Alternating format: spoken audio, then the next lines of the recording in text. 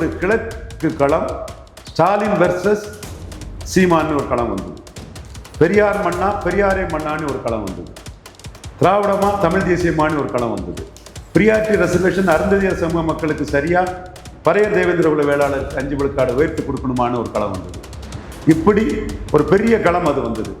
So சீமான் அந்த இடத்துக்குள்ள தன்னை முன்னிறுத்தி தமிழ் தேசியம்னு சொல்லி எடுத்து வேலுப்பிள்ளை பிரபாகரன் தமிழின தலைவன் சொல்லி அந்த இடத்துக்குள்ள எடுத்த ஓட்டு தமிழ்நாடு ஃபுல்லா பொருந்தும்னு நான் அந்த எலெக்ஷன் நடத்தும் போதே சொன்னேன்.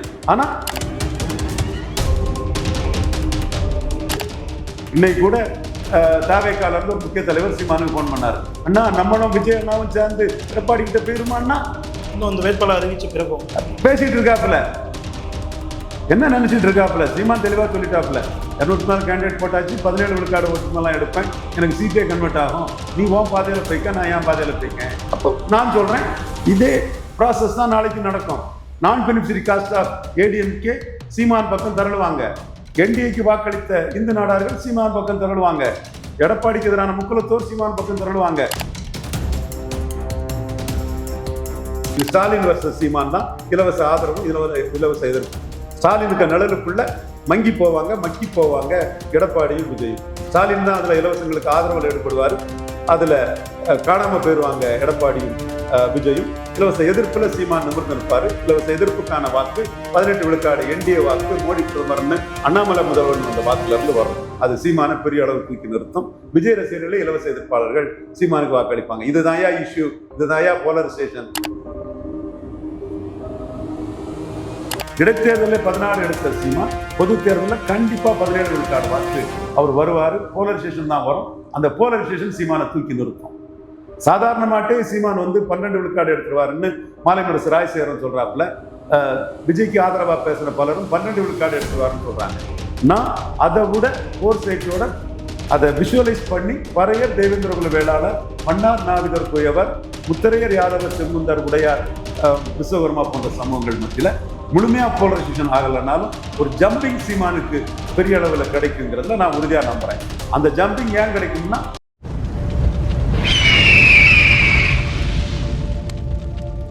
அரசியல் கருத நேயர்களுக்கு வணக்கம். இன்று நம்மோட இணையம் சிறப்பு விருந்தினர் அரசியல் திறனாளர் திரு ரவீந்திரன் துரைசாமி அவர். வணக்கம் சார். வணக்கம் தம்பி. சார், 2026 தேர்தல் காலத்தில் ரியல் பாலிடிக்ஸ், அதாவது கருத்தியல் ரீதியாக திமுக விசஸ் நாம் தமிழர் அப்படின்ற ஒரு விஷயம் தான் பொது தமிழ் தேசிய விசஸ் திராவிடம்னு சொல்லிட்டு அதிமுகவோ தவேகவோ அந்த அளவுக்கு இந்த தேர்தலில் இன்னும் துரிதமாக செயல்பட ஆரம்பிக்கல. திருச்சி மாநாட்டையே போட்டி போட்டுக்கொண்டு நாம் தமிழ் திமுகவும் நடத்துறாங்க. எப்படி பார்க்குறீங்க இந்த போட்டியை? ஈரோடு கிழக்கு களம் ஸ்டாலின் வெர்சஸ் சீமான்னு ஒரு களம் வந்தது. பெரியார் மண்ணா பெரியாரே மண்ணான்னு ஒரு களம் வந்தது. திராவிடமா தமிழ் தேசியமானு ஒரு களம் வந்தது. பிரியாரிட்டி ரெசர்வேஷன் அருந்ததியர் சமூக மக்களுக்கு சரியா பறையர் தேவேந்திர குல வேளாளருக்கு 5 விழுக்காடு உயர்த்தி கொடுக்கணுமான்னு ஒரு களம் வந்தது. இப்படி ஒரு பெரிய களம் அது வந்தது. அந்த களத்துல சீமான் திப்பு சுல்தானை பற்றி பேசி தான் ஓட்டெடுத்தார். பழனி பாபாவை பற்றி பேசி தான் ஓட்டெடுத்தார். காயிதே மில்லத் சாஹிப் தமிழுக்கு செய்ததை சொல்லி தான் ஓட்டெடுத்தார். தடா ரஹீம் தம்பியை முன்னிறுத்தி தான் பிரச்சாரம் பண்ணி தான் ஓட்டெடுத்தார்.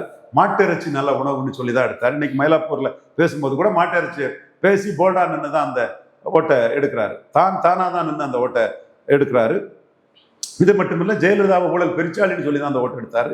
எம்ஜிஆர் ஊழல் பெருச்சாளி, சாராய வாரிகளை கல்வி தந்தி ஆக்கினார்னு சொல்லி தான் அந்த ஓட்டு எடுத்தாரு. ஸோ கடற்கிற அழக எம்ஜிஆர் ஜெயலலிதா மற்ற தலைவர்கள் சமாதி கெடுக்குதுன்னு சொல்லி தான் என் சுடுகாடு திராவிட சுடுகாடுன்னு சொல்லி தான் அந்த ஓட்டை எடுத்தாரு சீமான். ஸோ சீமான் தெளிவா எடுத்த அந்த ஓட்டானது டெபாசிட் வாங்குவாருன்னோ இத்தனை சதவீதம் வருவாருன்னு நான் சொல்லலை. எடுத்து பாரு, நான் கமிட் நானே 2-3 டைம் கேட்டேன். நான் பதில் சொன்னேன்னா நீங்க என்ன சொன்னீங்கன்னா இதுல எடுக்கக்கூடியது தமிழ்நாடு முழுக்க. Yes, there you are. ஞாபகம் வச்சிருக்கல, இந்த ஓட்டு தமிழ்நாடு ஃபுல்லா பிரதிபலிக்கும். எம்ஜிஆர் பெரியவன், ஜெயலலிதா பெரியவங்க. எம்ஜிஆர் ஓட்டு ஜெயலலிதா ஓட்டு எனக்கு ஒண்ணு. விஜய் மாதிரி பிச்சை எடுக்கல எம்ஜிஆர் ஜெயலலிதா காட்டி. துக்ளக் இதையா? விஜய் மாதிரி பிச்சை எடுக்கல சீமான். துக்ளக் இதையா? இதை சொல்லணும். கருத்து கணிப்பு கேட்கும்போது சீமான் பிச்சை எடுக்கவில்லை, விஜய் பிச்சை எடுக்கிறாரு, இதை பற்றி என்ன கேட்கிறீங்கன்னா சீமான் தான் சுத்த வீரன், விஜய் பிச்சைக்காரன்னு சொல்லுவாங்க. அந்த கருத்து கணிப்பை போடியா, சும்மா கருத்து கணிப்புன்னுட்டு.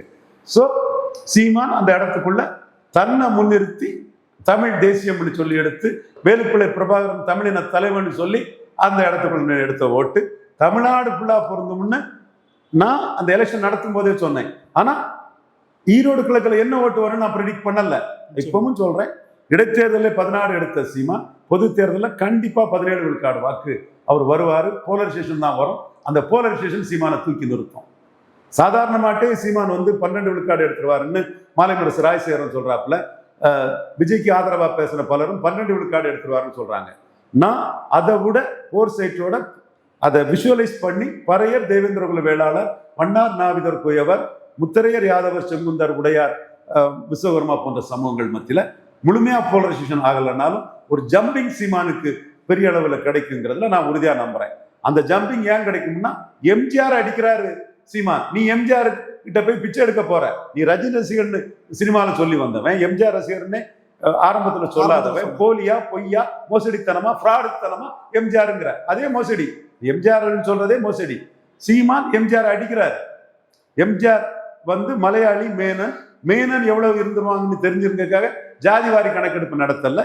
இதனால வண்ணார் நாவிதார் குயவர் போன்ற பரவலா வாழக்கூடிய சமூகங்களுக்கு, முத்தரையர் யாதவர், செங்குந்தர், உடையார், விஸ்வகர்மா போன்ற பரவலா வாழக்கூடிய சமூகங்களோட சமூக எழுச்சியை எம்ஜிஆர் வந்து 40-50 வருஷமா மலையாளி காலி பண்ணிட்டாருன்னு ஜாதிவாரி கணக்கெடுப்பு நடத்தாத மலையாளி எம்ஜிஆர் அடிக்கிறாரு.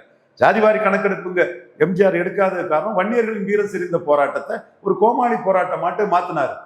அந்த ஒரு சூழ்நிலையில அன்னைக்கு வந்து பல சமூகங்களும் எம்ஜிஆர் பெரிய கில்லாடி ராஜேந்திரன் சொல்லிட்டு போயிட்டாங்க. இன்னைக்கு சீமான் அதை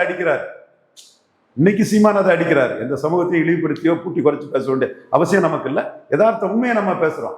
இன்னைக்கு எம்ஜிஆர் வந்து சீமான் அடிக்கிறார். இந்த இடம்தான் சீமானுக்கு வந்து ஆதரவு பெருகும். நீ ஒப்புக்கு சப்பானியா பேரளவு ஜாதிவாரி கணக்கெடுப்புன்னு சொன்னா, எடுக்காத எம்ஜிஆர் அடிச்சு பேசியா, நீ எம்ஜிஆர் வச்சுட்டு ஓட்டு பிச்சை எடுக்கக்கூடியவன் ஜாதிவாரி கணக்கெடுப்பு எம்ஜிஆர் செய்யல, மலையாளி மேனும் எவ்வளவு இருந்துருவான்னு சொல்லி சுத்தம் வீரனா பார்ச்சூன் பேவர்ஸ் பிரேவினி எம்ஜிஆர் அடிச்சு நிற்கிற சீமான் லீடரா, எம்ஜிஆர் பேரை வச்சு நடக்க முடியாம ஊண்டுகோலா தூக்கிட்டு நடக்கக்கூடிய பிச்சை ஓட்டு பிச்சைக்கு எம்ஜிஆர் ஜெயலலிதா பேரை எடுக்கக்கூடிய விஜய் லீடரா? சீமான் தான் லீடர். கமலாசன் 2.0 மாதிரி சீமான் லீடருங்க மக்கள் மத்தியில் போகும். Okay sir. ஆனால் குறிப்பாக அதிமுக விசஸ் திமுக அப்படின்ற காலம் வந்து இப்போ மாறுறதுக்கு காரணம் எடப்பாடி அவர்கள் என்ன விஷயத்துல தவறு? எடப்பாடியை பலகீனப்படுத்தி தான் சீமான் வளர்றார். இது மனச்சாட்சி உள்ள நண்பர்கள், அரசியல் விமர்சகர்கள், நீங்க இன்டெலக்சுவலி ஆனஸ்ட்னா இதை ஒத்துக்கணும். நடந்த விஷயத்த துக்ளக் ரமேஷோ, இந்தியா டுடே மணியோ, ரங்கராஜ் பாண்டேயோ மறைக்க முடியாது. நடக்க போறதுல நீ என்ன வேணாலும் ப்ரெடிக்ட் பண்ணு, அதுவான் உரிமை. என்ன வேணாலும் ப்ரெடிக்ட் பண்ணுவான் உரிமை. நடந்ததை நீ மறைக்கிறது அறிவு நாணயமற்ற செயல். இதை இந்தியா டுடே மணி ஒத்துக்கிடுவான்னு நினைக்கிறேன். அவர் கொஞ்சம் நாணயமான நண்பர் தான். நானும் நடந்ததை மறைச்சேன்னு சொன்னா என்ன கேள்வி கேளு. நீ கேள்வி கேட்டேன்னா நான் உண்மையா இருக்கக்கூடிய பட்சத்தில் உடனே அதை நான் ஒத்துக்கிட்டு போறேன் நேர்மையா. சீமா ஜெயலலிதா உயிரோடு இருக்கும்போது 1.1 விழுக்காடு ஓட்டு தானே எடுத்தாரு நண்பர். இந்தியா டுடே மணி உண்மைதானே? இது டேட்டா தானே? இது இன்னைக்கு 8.22 சீமான் வந்துட்டார் இல்லையா? யாரை பலகீனப்படுத்திட்டு வந்திருக்காரு? ரங்கராஜ் பாண்டே. யாருங்க பலகீனப்பட்டிருக்காரு? துக்ளக் ரமேஷ். யாருங்க பலகீனப்பட்டிருக்காரு? துக்ளக் இதையா? எடப்பாடி தாங்க பலகீனப்பட்டிருக்காரு. இதை நீ சொல்லணுமா இல்லையா? இது நடந்த விஷயம் தானே சார். கருத்து கணிப்பு, புண்ணாக்கு, தெருப்புழுதி, ஈரமண்ணு, கட்டி சாம்பல்னு 1000 போட்டுட்டு போ. நடந்ததை நீ மறைக்க அறிவு நாணயமற்றன. நடந்ததை மறைக்க கூடாது. விளவங்கோடு இடைத்தேர்தலில் ரெட்டையில நாம் தமிழர் மைக் சின்னத்துக்கு கீழே போச்சா இல்லையா? ஏன் போச்சு? அதிமுக ரெட்டையில பலன் இல்லாத ஜாதிகள்லாம் சீமான் பண்ணாரி போறான். பறையர்கள் போறாங்க, செங்குந்தர் போறாங்க, உடையார் போறாங்க, முக்குவர் போறாங்க, பரதவர் போறாங்க, சாம்பவர் போறாங்க. இதுதானே நடந்துட்டு இருக்கு தமிழ் மண்ணில். அல்லது 8.22 அவர் எப்படி வந்துடுவாரு? ஜெயலலிதா உயிரோடு இருக்கும்போது 1.1 தானே இருந்தார். இது ரெட்டலைய மீறி அவரால் வாக்கெடுக்க முடியல இல்லையா? தென் மாவட்டத்தில் 30,000 ஓட்டு 10 தொகுதியில் நின்று 7 தொகுதியில் நின்று எடப்பாடியோட ஜாஸ்தியா இருக்காரு. இதை ஏன் ரங்கராஜ் பாண்டே வீடியோ போட மாட்டேங்கிறாரு? அப்ப சீமான்ட்ட வந்து கூப்பிட தெரியுது இல்ல, எடப்பாடிட்ட வந்துருங்கன்னு. அப்ப மோசடி தானே நீ பண்ற? சீமான்ட்ட வந்து கூப்பிடும் போது இன்னைக்கு கூட தாவேக்கால இருந்து ஒரு முக்கிய தலைவர் சீமானுக்கு போன் பண்ணாரு. அண்ணா நம்மளும் விஜய் அண்ணாவும் சேர்ந்து எடப்பாடி கிட்ட போயிருமான்னா, இன்னும் அந்த வேட்பாளர் அறிவிச்ச பிறகும் பேசிட்டு இருக்காப்புல. என்ன நினைச்சிட்டு இருக்காப்புல? சீமான் தெளிவா சொல்லிட்டாப்புல, 204 கேண்டிடேட் போட்டாச்சு, 17 விழுக்காடு ஓட்டுக்கு மேலாம் எடுப்பேன், எனக்கு சீட்டே கன்வெர்ட் ஆகும், நீ உன் பாதையில போய்க்க, நான் என் பாதையில போய்க்கிறேன். அப்போ வந்து சீமான் ஆரம்பத்தில் எதிர்பார்த்தார் விஜய் வந்து கொஞ்சம் சீட்டு வாங்கிட்டு சீமா சொல்வாரான்னு எதிர்பார்த்தாரு. அவரை சொல்லணும்னு எதிர்பார்த்தாரு. தம்பி, நான் பலம் நிரூபிச்சவன், நீ பலம் நிரூபிக்காத, ஏட்டு சொரக்கா, கறிக்கோதவாது, வேணா உனக்கு ஒரு க்ரோட் பில்லிங் கெப்பாசிட்டி இருக்கு, ரசிகர் பலருக்கு சீட்டு வாங்கிக்க, அல்லது நீ நிரூபிச்சுக்க, அவ்வளவுதான். இன்னைக்கு விஜய் பலம் நிரூபிக்காதவர்னு ஏசிசி பிரசிடென்ட் மல்லிகார்ஜுன கார்கே காரி திப்பிட்டு போயிட்டாரா மூஞ்சில? இந்த மாணிக்க தாகூர், ஜோதிமணி மூஞ்சிலெல்லாம் காரில் துப்பாத குறையாட்டு பல நிரூபிக்காத கொண்டு வந்துட்டு ஏங்க கத்தம் ஓதிட்டு இருக்கீங்க, டங்கு டங்குன்னு ஆடுறீங்கன்னு ராகுல் காந்திக்கு சேர்த்து அடிச்சுட்டு போயிட்டாரு. வார்த்தை வந்து கொஞ்சம் கடுமையான வார்த்தை தான் பேசினேன். ஏன்னா பல நிரூபிக்காதவனை வச்சு பல நிரூபிச்சவனை அசிங்கப்படுத்தக்கூடிய இழிவான வேலையை தமிழறி மணியம் பண்றாரு, ரங்கராஜ் பாண்டே பண்றாரு, துக்ளக் ரமேஷ் பண்றாரு, இந்தியா டுடே மணி பண்றாரு. நீ நாளைக்கு விஜய் 110 விழுக்காடு வரும்னு சொல்லிட்டு போ, அது பிரச்சனை இல்லை. இன்னைக்கு பல நிரூபிக்கலங்கிறத ஒத்துக்கிட்டு போ. இன்னைக்கு சீமான் எடப்பாடியை பலகீனப்படுத்தி இருக்காருங்கிறத அக்செப்ட் பண்ணி பேசு. தமிழர் மணி நீ நாணயமானவர், நீங்கள் நாணயமானவர், நேர்மையானவர்னா சீமான் எடப்பாடி பழனிசாமியை பலகீனப்படுத்திருக்கான ஒத்துக்கிடலைன்னா நீ இது பண்ண அரசியல் அவ்வளவுமே மோசடித்தனன்னு அர்த்தம். இந்த ஒத்துக்கிட்டு பேசு நேர்மையானவர் தமிழர் மணியை. நேர்மை குறைவா பெரிய நேர்மையாளர் சொல்லுவாங்களா? சீமான் விஷயத்துல நேர்மை குறைவா, பொறாமையும் காழ்ப்புணர்ச்சியோட இருக்கிறாங்க. நாளைக்கு சீமானுக்கு எப்படி வேணாலும் நீங்க ப்ரெடிக்ட் பண்ணுங்க, உங்க உரிமை. நடந்ததை மறைக்காதீங்க. நான் சொல்றதுல உள்ள நியாயம் புரியும்னு நினைக்கிறேன் எல்லாத்துக்கும். தமிழர் மணியனுக்கு இதுதான், ரங்கராஜ் பாண்டேக்கு இதுதான். ஸோ சீமான் மீண்டும் எடப்பாடி பழனிசாமியை பலகீனப்படுத்துவார். எடப்பாடி பழனிசாமி காங்கிரஸும் பாஜகவுக்கும் நாட்டுக்கு தேவையில்லைன்னாரு, போல்டான்னாரு. சிவி சண்முகம் சொல்ற மாதிரி மத்திய அரசின் துணையின்றி மாநில அரசையும், மாநில அரசின் துணையின்றி மத்திய அரசு இருக்கக்கூடிய மாவீரன் சிவி சண்முகம் இன்னைக்கு போல்ட்டு நட்டாயிட்டாரு, பிஜேபி கூட போயிட்டாரு நட்டு. எப்பா இவ்வளவுதானே அவன் வீரம், சீமான் வீரனா இருக்கிறான்ல, அதை ஒத்துக்க. மக்களுக்கு தெரியுமில்ல அது. நீ பிஜேபி கிட்ட விழுந்துட்டங்கிறதும் சீமான் பிஜேபியும் காங்கிரஸும் அதிமுக திமுக 4 வரையும் அடிச்சு நிற்கிறான்னு தெரியுது இல்ல. அப்ப இந்த இடத்துக்குள்ள எடப்பாடி வாக்கு பலகீனமடையும். சிவி சண்முகத்துக்கு கிடைச்ச மிகப்பெரிய இமேஜ் சீமானுக்கு கிடைக்கும். உண்மைதானே சிவி சண்முகம், நீ எத்தனை கேஸ் வேணாலும் போடியா, நான் நிரூபிக்கிறேன், உண்மை, நான் பேசுனது கரெக்டு. நீ மோசடி பண்ணி நான் முழுமையா பேசாததை எடுத்து போலித்தனம் பண்ணி கேஸை ஃபைல் பண்ணிட்ட, வா வா வழக்கே வா, வரட்டு, என்ன பண்றேன்னு பாரு. அப்ப இதுக்கு என்ன பண்ற சிவி சண்முகம்? நீங்க நட்டாயிட்டீங்க, சீமான் போல்டா இருக்கிறாரு, நீங்க பாஜக விழுந்துட்டீங்க. நீங்க பேசுனது இருக்கு பாஜக மைனஸ்ன்னு, பாமக மைனஸ்ன்னு பேசுனது இருக்கு, ஆதாரத்தை எடுத்து போடுறேன். 1 to 1 நிச்சயம் உட்கார்ந்துருமா சிவி சண்முகம் ஐயா அவர்களே? அப்ப சீமான் தானே ஹீரோ, சீமான் தானே வீரன், தெளிவா இருக்கிறான்ல. இது எடப்பாடியை பலகீனப்படுத்தும். இன்னொரு விஷயம் இருக்குல்ல சார், இப்போ அடுத்து விக்கிரவாண்டியில ஈரோடு கிழக்குலையும் எடப்பாடி நிற்காதது எடப்பாடியை பலகீனப்படுத்தும். நீங்க ஈரோடு கிழக்குல, முந்தைய ஈரோடு கிழக்குல ஈபிகே சிலங்கம் நிற்கும் போது சீமான் பலகீனப்பட்டீங்க. சீமான் தன் பிரச்சாரத்தால நான் பெனிஃபிஷரி காஸ்ட் ஆஃப் ஏடிஎம்கே, இவரு வெள்ளாள கவுண்டரு, செங்கோட்டையும் வெள்ளாள கவுண்டரு, மாவட்ட செயலாளர் வெள்ளாள கவுண்டரு, கேண்டிடேட் வெள்ளாள கவுண்டரு. சீமான் தெளிவா நூலோடும் வேலோடும் பிறந்த கைகோளர் செங்குந்தர்னு அடிச்சாரு. 1 விழுக்காடுல இருந்து 6.3 போயிட்டாரு. நீங்களும் எடப்பாடியும் 30 விழுக்காடு, 5 குறைஞ்சு 25 போயிட்டீங்க. 2000 ரூபாய் கொடுத்தீங்க. மீண்டும் சொல்றேன், அன்னைக்கும் சொன்னேன் 24 விழுக்காடு எடப்பாடி வருவாருன்னு, 25 வந்தாரு. இதே தேர்தல் தூத்துக்குடி முதுகுளத்தூர் உசிலம்பட்டி பகுதினா டெபாசிட் இழப்பாருன்னு, அதே மாதிரி டெபாசிட் இழந்தாரு. இப்பவும் நான் சொல்றேன், சீமானால எடப்பாடி மேலும் பலகீனம் அடைவார். விஜய் ஃபேக்டரிலாம் துரத்திக்கு போட்டுருங்க, அதுன்னு வரல. அந்த ஃபேக்டரி நடந்த ஃபேக்டரில சீமானால எடப்பாடி பலகீனப்பட்டிருக்கிறாரு. தமிழறி மணியன் நேர்மையானவர், நாணயமானவர், தூய அரசியல், சுத்தமான அரசியல் பேசின ஒரு நல்ல நபர்னா இதை முதல்ல ஒத்துக்கிட்டு அது பிறகு பேசுங்க நடந்த விஷயம். அல்லது நீங்கள் அறிவு நாணயம் மற்றவர் லிஸ்ட்ல நீங்களும் சேர்றீங்க. ஆதாரத்தோட தான் நான் பேசுறேன். எல்லாத்தையும் சொல்லி அடிச்சாதான் இப்போ எல்லாரும் திருந்துவாங்க, அல்லது இஷ்டம் போல பேசிட்டு இருப்பாங்க. நான் மீண்டும் சொல்றேன், நாளைக்குள்ள பெட்டிஷன் என்ன வேணாலும் பண்ணிட்டு போ, நடந்த விஷயத்தை மறைச்சு பேசாத. அப்போ நான் சொல்றேன், இதே ப்ராசஸ் தான் நாளைக்கு நடக்கும். நான் பெனிஃபிஷரி காஸ்ட் ஆஃப் ஏடிஎம்கே சீமான் பக்கம் திரளுவாங்க. என்டிஏக்கு வாக்களித்த இந்து நாடார்கள் சீமான் பக்கம் திரளுவாங்க. எடப்பாடிக்கு எதிரான முக்குலத்தோர் சீமான் பக்கம் திரளுவாங்க. 8 யாதவர் கேண்டிடேட் சீமான் போட்டிருக்கிறாரு. யாதவர்கள் மோடி பிரதமர்னு அண்ணாமலை லீடர்னு வாக்களித்த யாதவர்கள் திரளுவாங்க. 6 பிராமணர்களை போட்டிருக்காரு. மாற்றம் காமராஜ் ஒரே குட்டையில் உரிய மட்டைகளுங்கிறதுக்கு லீடர் அண்ணாமலையை பார்த்த பிராமணர்கள் சீமான் பக்கம் திரளுவாங்க. வியாபார பிராமணர்கள் ரங்கராஜ் பாண்டே எக்ஸெட்ரா என்னவும் பேசிட்டு போட்டு, சாதாரண பிராமணர்கள் ரவீந்திர துரைசாமி கருத்தை மதிப்பான், அவங்க சீமான் பக்கம் திரளுவாங்க. ஸோ எடப்பாடி பழனிசாமியை பலகீனப்படுத்தி தான் சீமான் 17 விழுக்காடுக்கு உயர போறாரு. குறிப்பா 18 விழுக்காடு என்டிஏ வாக்குகள் எடப்பாடி பழனிசாமிக்கு சரியா டிரான்ஸ்பர் ஆகாது. இதுதான் நடக்க போகுது, பொறுத்திருந்து பாருங்க. இன்னொரு விஷயம் இருக்கு சார், எடப்பாடி அவர்கள் ஒரு ட்ரஸ்டபிள் லீடரா அப்படின்ற ஒரு பேட்டர்ன் இதுல. ஏன்னா இப்போ தேமுதிக திமுக கூட்டணி என்னன்னு சொன்னா அவங்களுக்கு ராஜ்யசபா தராங்க, ஆனா எடப்பாடி அவர்கள் அந்த விஷயத்துல அவங்கள ஹோல்ட் பண்ணது, அந்த மாதிரி விஷயங்களும் இருக்குல்ல. ட்ரஸ்டபிள் லீடரா, நம்பிக்கைக்குரியவரா, இது தேர்தல் களத்துல எதிரொலிக்கும்.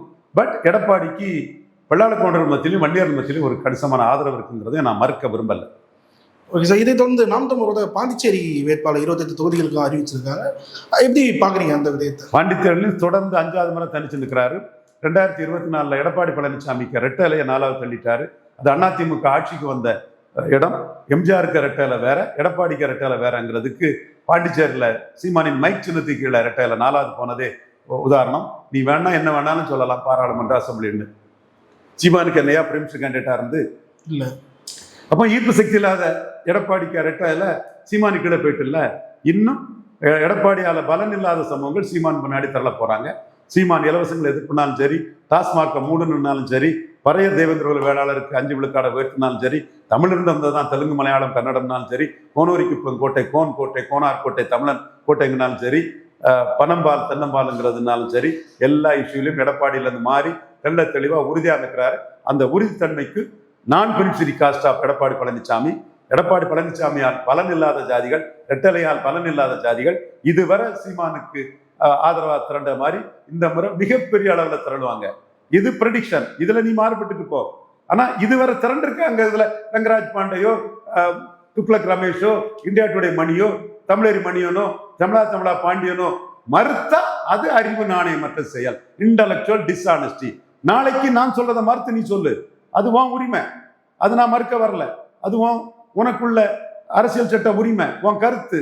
ஆனா நடந்த விஷயத்துல மறைச்சுக்கிட்டு பேசுற பாரு, அது அறிவு நாணயமற்ற செயல். இதை ஒத்துக்கிட்டு அடுத்ததை பேசுங்க. இப்போ நாம் தமிழ் வேட்பாளர் அறிமுகம் பத்தி அவங்க பிரச்சாரத்தையே ஸ்டார்ட் பண்ணிக்க சொல்லல. இன்னைக்கு தாவேகாவோட வேட்பாளர் நேர்காணல் வந்து விஜய் அவர்கள் வந்து வச்சிருக்காரு. எப்படி பாக்குறீங்க இந்த கம்பேர்? வரவேற்கிறேன். 234 போடுறதுக்கு ரொம்ப கஷ்டப்படுறாரு.